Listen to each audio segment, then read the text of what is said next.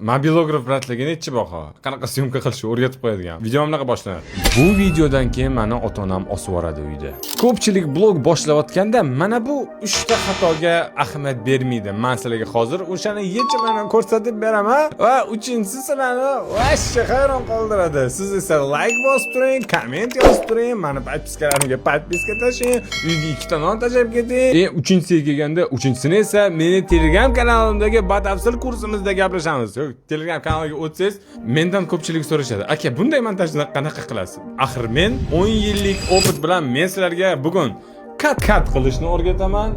Ovoz yozishni o'rganamiz va mana bunday spets effektlarni o'rganamiz. Buning uchun bizga kerak bo'ladi juda ham sifatli svet, kamerani to'g'ri nastroyka qilish. Bu nastroykalar bilan siz deyarli dazmolga olsangiz ham juda ham chiroyli kartinka chiqadi. Bir ro'ylidan o'rgan-urib, ma'lumot ham chaynalib, kliyentning qo'liga qusish formatida kelib qolyapti-da.